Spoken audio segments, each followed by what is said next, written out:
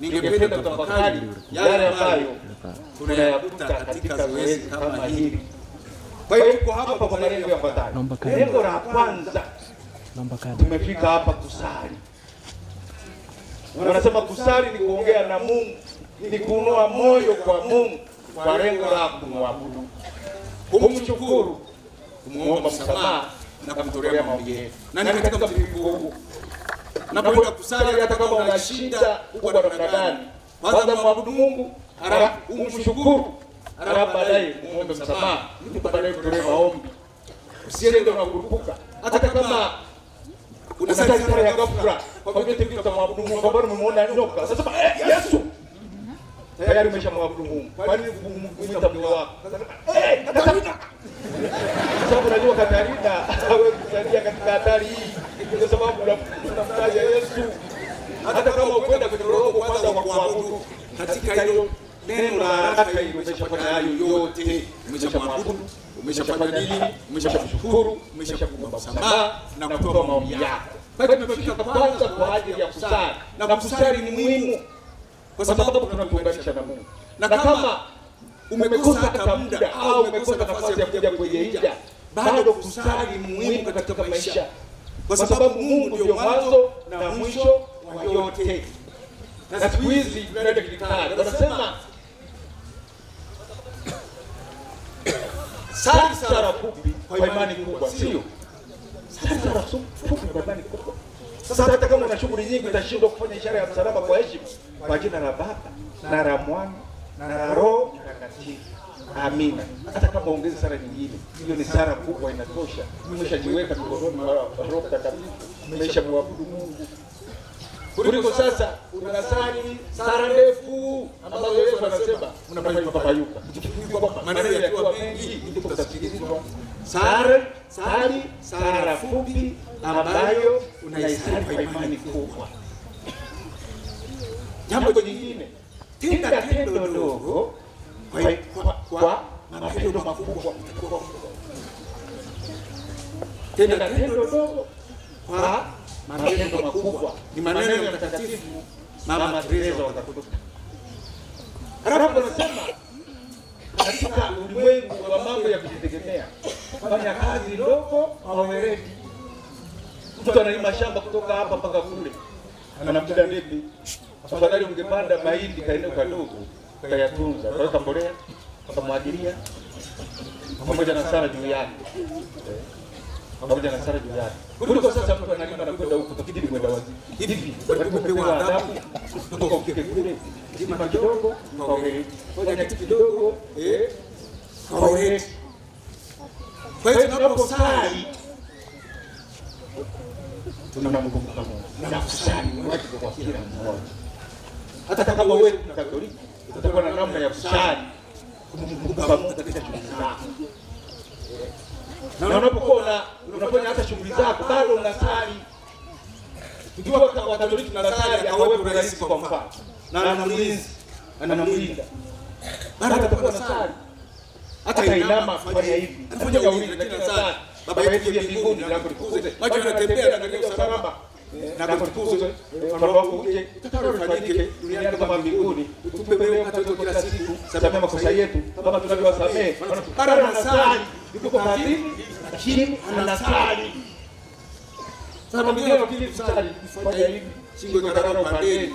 Hapana, hiyo ndio unaweza kuwa unasali kwa unyonge. Kwa hiyo tumefika kwanza kwa ajili ya kusali. Pili, tumefika ili kutekeleza agizo la Bwana wetu Yesu Kristo ili tupate pia faida yake. Anasema walipo wawili watatu wamekusanyika kwa jina langu, mimi nipo katikati yao. Mungu alianzisha kanisa ambalo kimsingi la kiroho, kichwa chake ni Mungu. Mungu haonekani, lakini kanisa liloanzisha ni kanisa linaloonekana. Kwa hiyo tunapokuja pamoja tunaonekana kama kanisa linalosali. Na kama Kristo haonekani, ataonekana katika nafsi ya baba askofu na padre. Kwa hiyo Kristo yuko katikati yetu. Tunapokusanyika wengi, tena tukaonyesha gharama zetu, tukaonyesha shughuli zetu, au ni masista, au ni mapadre, huyu ni baba askofu, au ni maaskari, wale ni watawa, tumekusanyika pamoja. Kumbe tuna utajiri wa namna hii. Kwa hiyo tukio kama hili pia linatujenga, tunapokuja tujue kwamba pia kuna umuhimu wa kusali kama kanisa linaloonekana, kwa sababu kanisa linaloonyesha Kristo sio la kiroho tu au ile ambayo tunaonekana, lakini ni sehemu kubwa ambayo inaonekana na ni ya msingi na lazima tufahamu. Kwa hiyo watu mnaenda kwenye jumuiya, mnaenda kusali katika makundi, Mungu ni kweli yuko mahali pote. Hata leo mtu angeweza kufanya hija peke yake, akaja hapa sisi kwa mwezi leo, akaja hija peke yake. Angeweza kubaki nyumbani akasali, kwa sababu Mungu atumleta hapa, tuko mahali pote. Tumekuja hapa kusali ili tuonekane kama kanisa moja linalosali, na kwa kufanya hivyo kama walivyosema kwenye wimbo kwamba tunapofanya hija tuonekane kwetu na moyo wa hija. Sisi tukafanana wale ambao tumewacha chini. Ngoje pengine watadumia kwa chakula, lakini wengine wako wanaranda. Wewe ndio kama kuja kusikiliza au kufanya nini? Wote tulifanya mmoja alikuwa anapendelea kwa sababu ile sauti iende tukatoke chini. Hata kama mtu anapika chakula, apike katika moyo wa ibada, katika mwiko, lakini anajua yuko kwenye hija. Anafanya hata ishara ya msalaba. Hapo hija imekuwa extended, imetoka hapa imekwenda mpaka kule. Kanisa linalosali na linaonekana. Sababu ya tatu ile tumeleta hapa, na hilo ndilo mimi tunalocheza nalo. Tumekuja wiki hija ni safari ya kiroho iliyosheheni sala, tafakari, maombi, majitoleo, sadaka, maazimio na mambo mengine. Tumekuja kuhiji. Hili ni zoezi muhimu sana katika maisha yetu, kwa sababu katika kufanya hija tunafanya kitu ambacho ni kama kinatuelekeza kuanza kufanya mazoezi. Wengine wanasema ni Yesu, tunajifunza namna ya kwenda mbinguni. Ni kama tunatoka mahali fulani tunaenda Yerusalemu ya duniani. Tunafanya mambo yanayoonekana, lakini tunafanya safari ya kiroho ambayo inapeleka kwenye Yerusalemu ya mbinguni.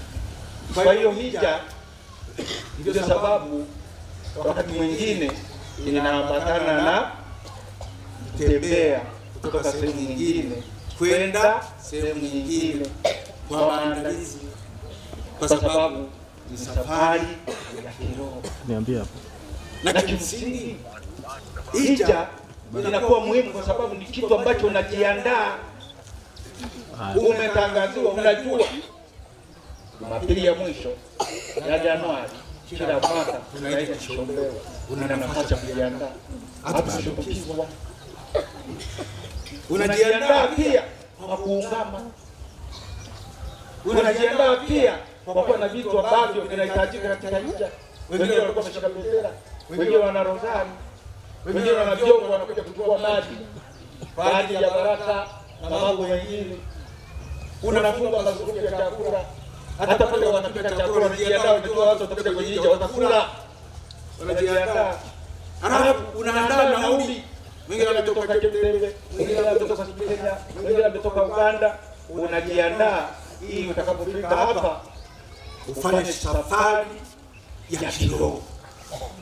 Kwa hiyo tukio kama hili ni muhimu kwa sababu mtu anafanya kwa maandalizi. Kitu ambacho unakifanya kikawa wewe, ukashiriki kama wewe, ingawa tuko wengi, lakini kila mmoja anaishi binafsi katika shughuli. Kwa hiyo zoezi kama hili la hija lina muhimu sana kwa sababu lina maandalizi. Na mwishoni mnapata neema kamili wale ambao watakuwa wamejiandaa. Kwa hiyo hija ni kitu muhimu sana katika maisha. Kwa hiyo tunavyojikusanyia neema hapa, tunajiandaa ili neema itusaidie twende kuhiji kule mbinguni tutakapokuwa watakatifu kama alivyokuwa mtakatifu Bikira Maria mzee.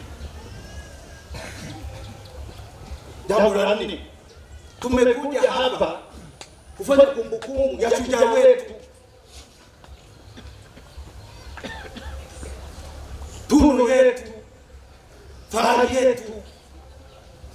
Ni Mtanzania wa kwanza kutangazwa rasmi kama mtakatifu.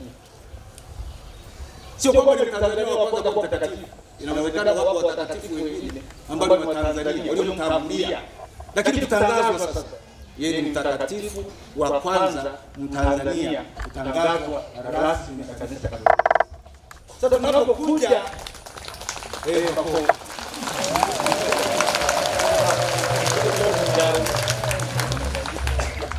kwa hiyo tunapokuja kufanya hiyo kumbukumbu, na wewe unatamani, ingawa sio mashindano, mimi ningetamani walau nitangaze kuwa wa pili mtakatifu Tanzania. Wewe unatamani sasa kama utakuwa wa pili au wa tatu, lakini walau wote tutamani kuwa watakatifu kama yeye alivyokuwa mtakatifu. Hilo ni jambo la tatu. Tumekuja kutoa shukrani. Shukrani kwanza kwa Mwenyezi Mungu ndiye aliyemuumba. Hii ni zawadi yetu tuliyopokea kutoka kwa Mungu. Tunamshukuru Mungu kwa zawadi hii, na ndio sababu tumefika hapa nyumbani. Tungeweza kuishi tukiwa sehemu nyingine, bado tukaishi kwa Bikira Maria mzuri, lakini tumekuja hapa, inaongeza uzito. Nyumbani alipoishi, ujiranini, aliishi kwa Minziru, watu wa Minziru na nyinyi mnaishi katika mazingira yake. Kwa hiyo na nyinyi mtamani kwa watakatifu, mtamani kwa mfano wake. Kwa hiyo tunapokuja kumshukuru, tunamshukuru kwanza Mungu ambaye ametupa zawadi, lakini pia tunamshukuru yeye mwenyewe, kwa sababu imani aliishi kama yeye, na kwa kuishi akawa kiutii. Na sasa hivi tunakuja kuishi hapa, tuko na mambo mengi, ni fursa tunazopata kutokana na utakatifu wake. Maisha yako yenyewe yaonyeshe kwamba unaweza kuleta mabadiliko katika maisha ya watu, katika mazingira, katika fikra za watu, katika utendaji wa watu na kadhalika. Maisha ni muhimu sana. Unapoishi unaleta changamoto, unapoishi unakuwa kielelezo, na unapokufa unabaki watu wakikumbuka kwa sababu ya maisha yako. Kuna binti mmoja jamaa yangu alikuwa amefikia miaka 45 hajapata mchumba. Sasa unajua wanawake miaka 45 kwenda 50 wanafunga kuzaa, sio? Mimi nimeshafikisha miaka 60. Nimesha 60. Mimi si mwanamke sizai, lakini nawauliza wanawake sasa. Sasa wale ambao wameshazaa, wale ambao wanafika pale. Sasa miaka ilipofika, akawa anasema nimuombe Mungu tufanye novena nipate mchumba, niolewe kabla ya kufikisha miaka 45. Sasa kama mnishirikisha kwa kwanza, na mimi uniombee Mungu anisaidie nipate mchumba. Nikamwambia sikuombei. Nimewakuwa tunakataa kabisa. Sikuombei. Sasa nikuombea kupata mchumba, utamletea matatizo. Kwanza unatembea, anatembea kama katapila. Sasa unataka mkeka na kufunja glasi katika nyumba ya mama. Afadhali kuombea. Wewe unatembea kama katapila kabisa. Hapo utapata mchumba. Sasa unaweza kuwa umekosa mchumba kwa sababu ya maisha yako. Sasa anajiuliza huyu mtu itakuwaje?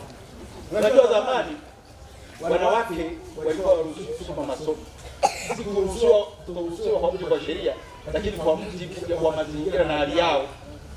Kwa sababu hatukuwa tunapaza sauti. Kwa hiyo mwanamke ili aweze kusoma somo katika hali ya kuwa baba inabidi atoe sauti. Kwa hiyo mwanamke simama hapa sasa, somo katika waraka wa Mtume Paulo kwa Warumi. Sawa, somo likasikika, lakini hataka kuchunga. Acha kwa ya tikati. Kwa Warumi unataka. Hakika sasa hivi kwa sababu hii kifaa ndio msaidia kutoka. Kwa hiyo tunamshukuru yeye mwenyewe kwa maisha yake. Na wewe maisha yako yawe ni maisha ya shukrani. Watu wakikuona wamshukuru Mungu. Ukitenda jambo jema nimfurahishe mwenzako. Kuna baba mmoja alikuwa kila analia. Kila wakati kwa chakula, kata chakula. Mambaza. Msekikuli za kiki. Mwaka 1993 29. Wakati huo nilikuwa na miaka 33. Sasa hivi nina miaka 60. Tulimba wimbo wa maombolezo ambayo naona ndani yake ni kama kuna unabii. Ule wimbo wanaimba watu wengi. Sasa nitajaribu kuimba. Kama nitakosea lakini wala ujumbe utafika. Sasa kwa vile niko peke yangu, kuna mambo mengine nimejaribu kumodify. Kusharaga baganda cyoko ndiko tugamba cyo bari buseribwa. Gwenyanje gimugete nyanga mjo kagera. Kugira cyo kashanoti wagira ko akora twasharaga baganda.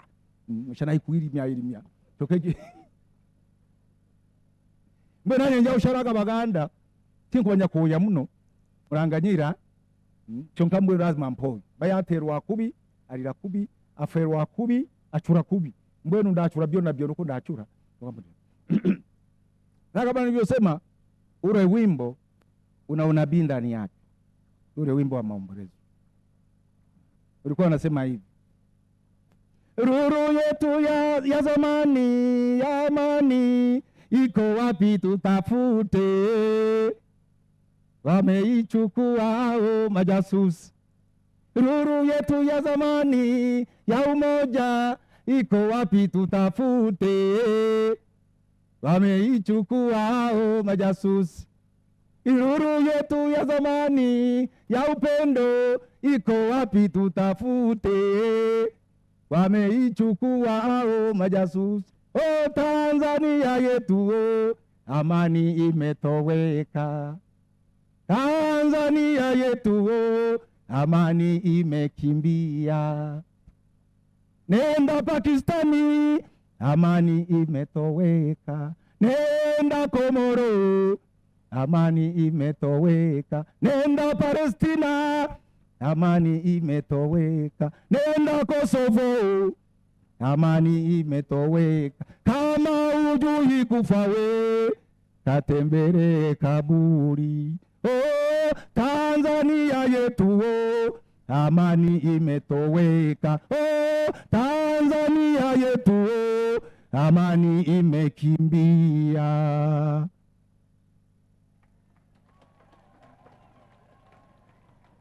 Sasa kwa nini tuliimba hivyo? Maana yake baba wetu wa taifa tulikuwa tunamuona kama muhimili uliokuwa unalifanya taifa liwe na amani, muhimili uliokuwa tunatuunganisha na kadhalika. Sasa amekufa, haina maana kwamba amekufa ya gendane ebye.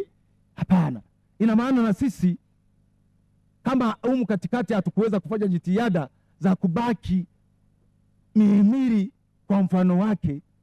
Sasa tujioji, tuwe na ujasiri kama Mtakatifu Yohana Maria Mzee wa kusimamia ukweli, kupenda ukweli, tukautafuta, tukaupenda, tukauishi, tukaufundisha, tukautetea hata ikibidi kufa.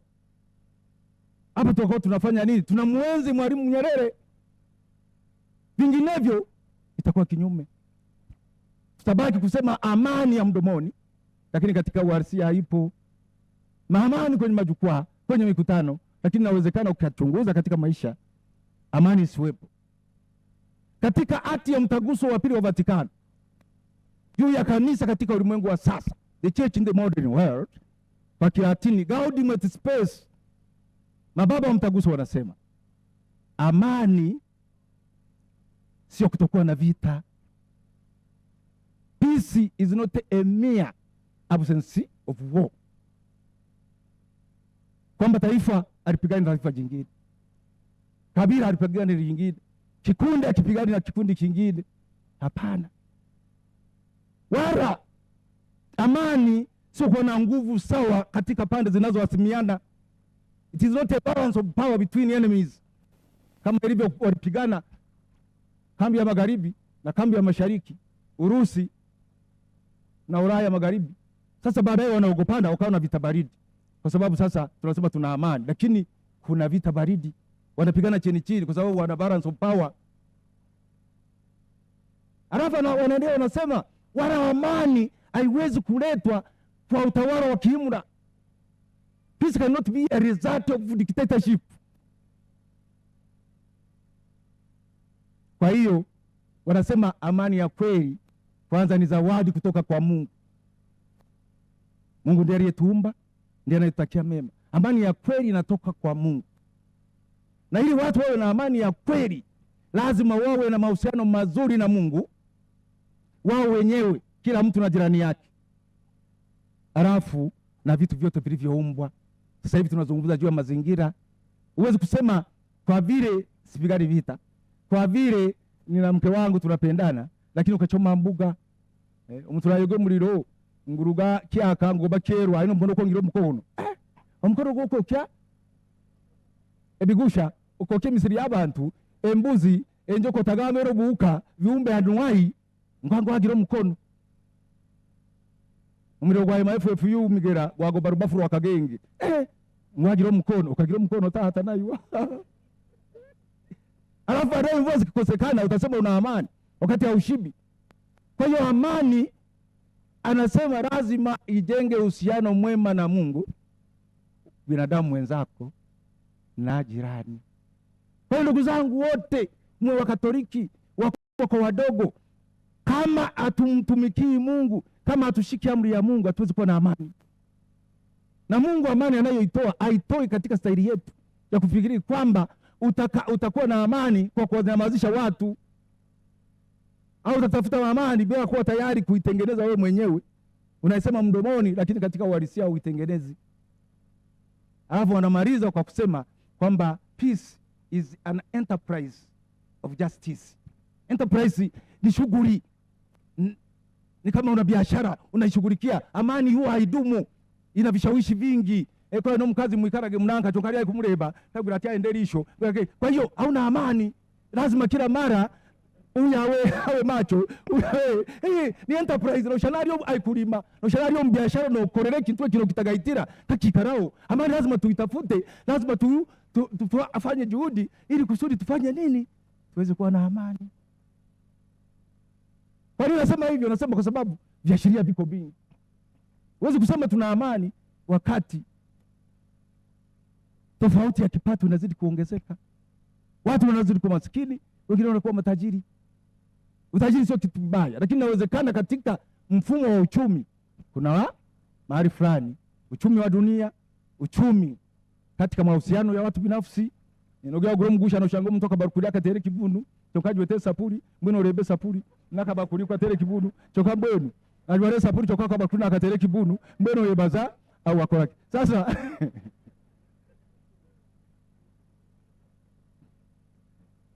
sasa lazima tujiulize, kama tunatajirika, wale wanaokuwa maskini kwa nini?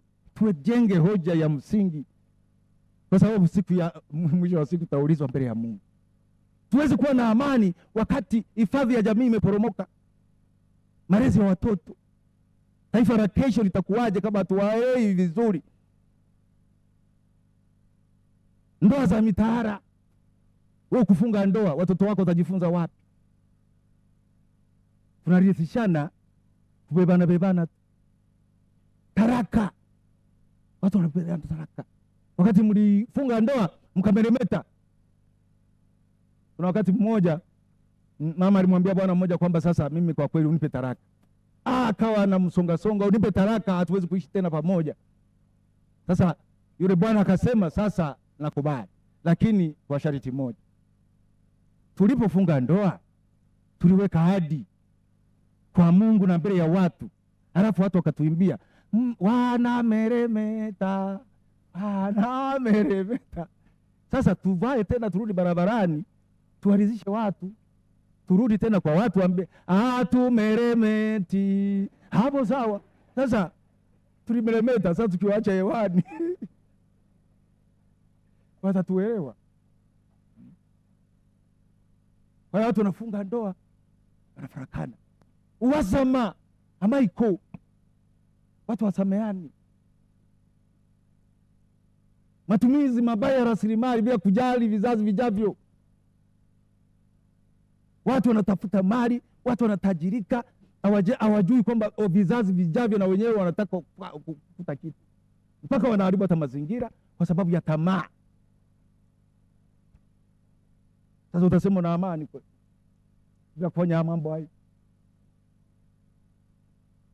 Watu wengine wanakula mlo mmoja, wengine wamekata tamaa, wamesha kunywa pombe tu ndio mabaki, ndio maisha. alinzile kufa. Mtu ulisoma naye alikuwa kijana mzuri, ana akili, mwili mzuri, unakuja kukutana naye baada ya miaka 30 unamshangaa.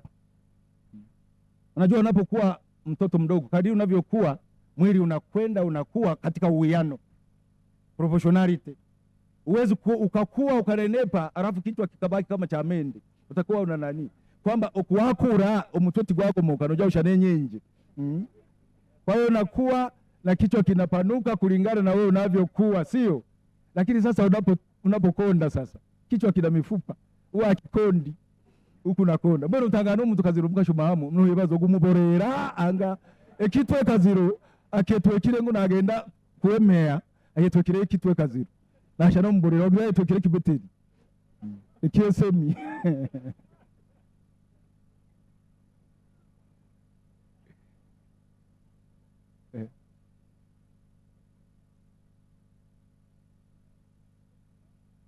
Alafu useme una amani, inji ina amani, sawa, ina amani, hakuna vita, lakini wewe una amani wakati kichwa ndio mashine yako. Wanasema binadamu mambo mengi anayoyafanya kimsingi anaangalia kwa yale ambayo Mungu alishaumba, sio? Aliyetengeneza ndege ili aende haraka alitazamia wapi? Kuna ndege Ulaya, sio? Ile ndege kubwa ile inayotua sijui precision sijui nini, Bombardier. Aliangalia kwa nini? Kwa ndege wa kawaida akanyonyi. Aliyetengeneza mtumbwi au meli aliangalia wapi? Kwenye samaki. Aliyetengeneza prize magaru aliangalia wapi? Mamba. Prize banshambi nobono kwe kukwata nkeshambi no mtupuze nkeshambi. Wanawe karangi kwenye mdomo alitazamia wapi? Kuna mdudu fulani wanamuita barikununu, ndio panapoangalia mweko kureboti nobona barikununu barikununu eliao barikununu ndije eliarinya barikununu zonka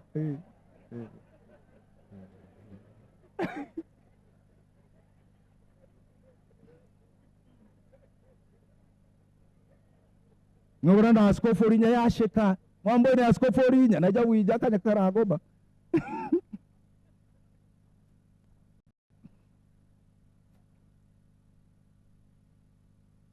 Kwa hiyo huwezi kuwa na amani wakati mambo mengine hayaendi.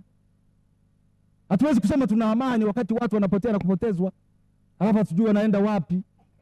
Sasa amani, hatuna vita, lakini mtu ambaye mume wake amepotea hajajua ameenda wapi, atakuwa na amani kweli? Kwa sababu Tanzania hatuna vita. Hauwezi. Watu wengine hawana amani. Mimi ni shuhuda. Watu ambao tuna alama za pekee katika mwili hatuishi kwa amani. Huwezi kujua mganga wa kienyeji za mwili anamhitaji nani. Mimi nina masikio makubwa. Inawezekana uchaguzi wa mwaka huu wanahitaji mwenye masikio makubwa. Kwa hiyo nakaa na wasiwasi. Nanyo mrashe kampora bajaba bono kwenesha nani? Bajaba bono kwenesha nani? Bajaba kubaga bayi mbwenu. Bayetagwensha nani? Ababe mpara kayo gambeki. Tuko hatarini. Utakuwaje na amani katika mazingira ya namna hiyo?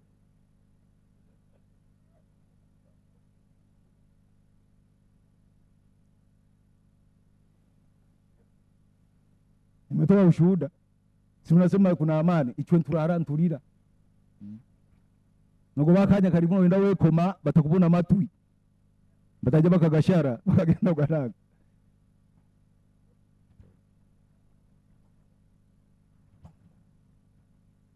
Kwa hiyo lazima tujitose, lazima tujitoe, tuwe na ujasiri kama Nyerere, tuwe na ujasiri kama watu wengine kama akina Mandela, tuwe na ujasiri kama watu wengine wa Tanzania wenzetu, tuwe na ujasiri kama mashahidi wa Uganda, tuwe na mashahidi kwa hii, na sisi tusimamie ukweli, tuwa kweli. Haijalishi yaliyotokea ya nyuma yaache, twende mbele, lakini kwa ujasiri, sio kwa kujidanganya kwamba tuna amani. Tuifanyie kazi kweli, tengeneze amani ya kweli na ya kudumu, kwa sababu wanasema amani ya kweli ya kudumu na halisi ni tunda la haki. Ndio msingi wake. Kama tutende haki, huwezi kupata amani. utabaki unajidanganya. Mimi wanawashangaa tena, hii nitaeleza kwa kiasi. Wanawashangaa wacheza karata. Wacheza karata huwa wanajidanganya. Urwazi changa hata kaichanga kabanza uzana. Nashwera kugira ngo babwayigo yashwera bakazi 10.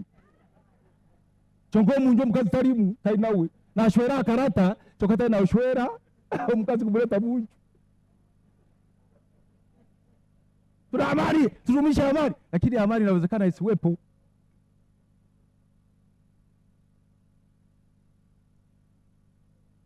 Sije tukacheza karata.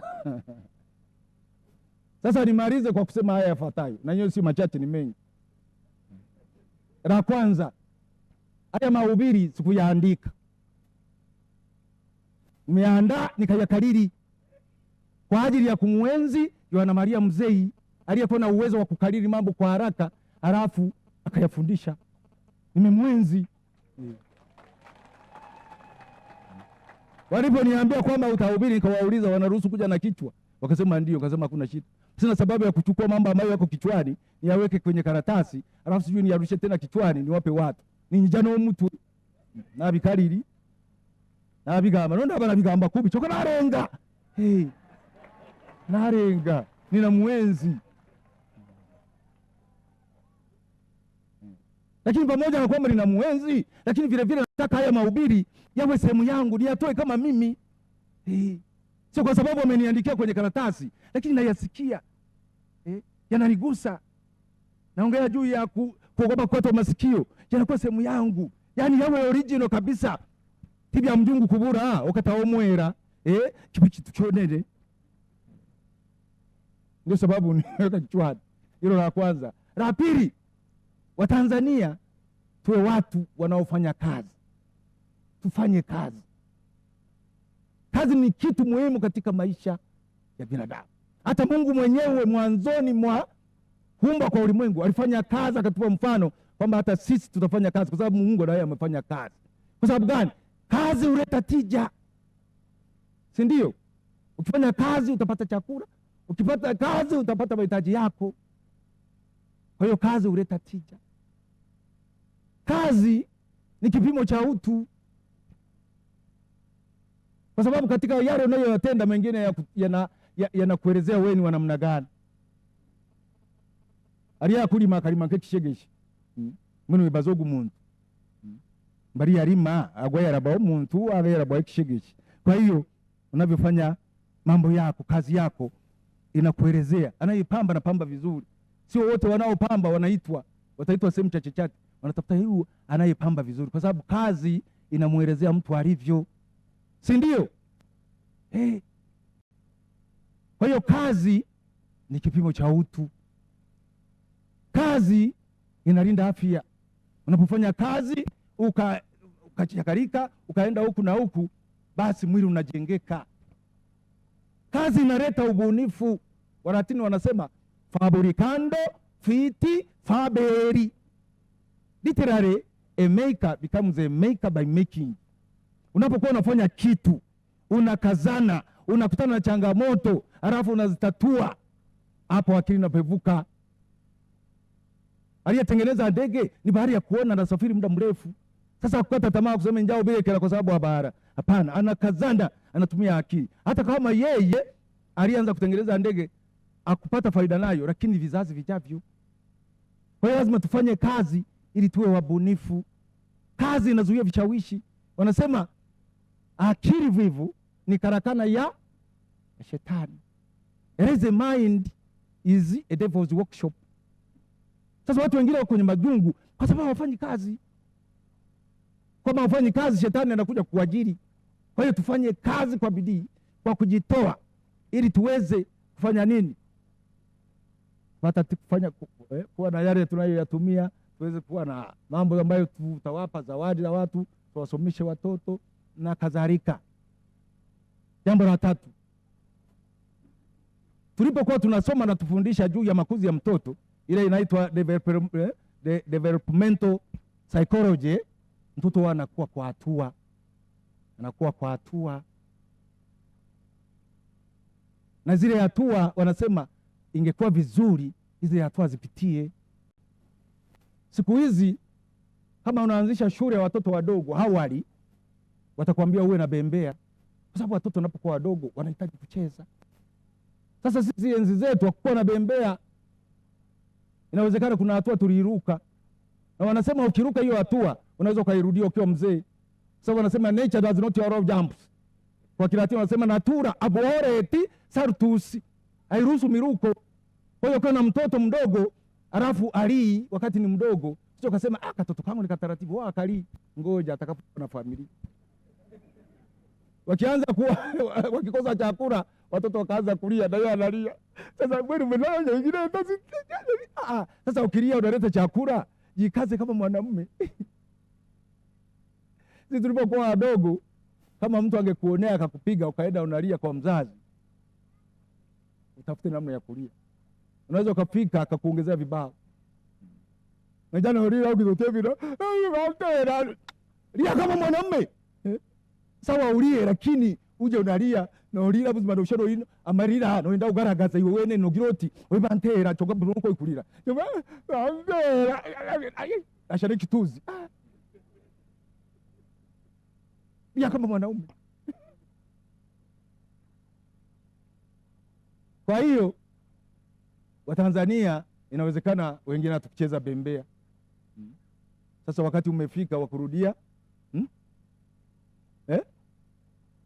Unasema sogeze karibu ili usikie.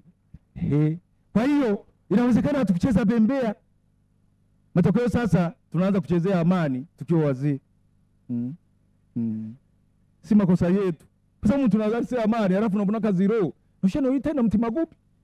Nili kubatia zaina ali mwana mbona kazi runazana ali mtu mukuru. Na tware jimbo chonka kuri ali abembea kwa jimbo na ali jamu mvunge chonka ali abembea kazi runazana okubatia zaina ali muto. Mbwenu turakuganyira mbwenu karagira otabaye cyaho kijunda nokara kuba la mwisho la 4 tutoke hapa tumeazimia hija uwe inaambatana na maazimio. Unatoka hapa umeazimia nini? Tunasali, lakini tunapokwenda tunaenda kuishi yale tunayo yasali. Huko hapa unaomba upendo kwenye familia, lakini upendo utauonyesha hapa. Kwa mkaza anataka kutera busu mbwenu najya kuterera omisa mbwenu awashaba engonzi mbwenu ko agenda omukyaro nko kanya ko kutera mushaja wawe ebusu wawe kama pendo. Hayo ndio maazimio. Choka mbwenu ushabe ngonzi no go muka kibisi abaza ida yari mwatusire kaziro na ndogwe ina mbwenu upendo utakuwaje? Tutoke kwa maazimio.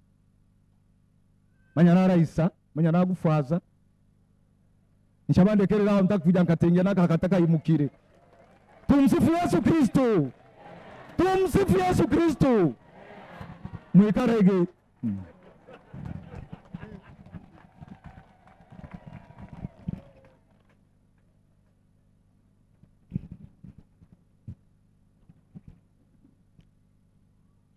Tusimame kwa ajili ya kubariki maji.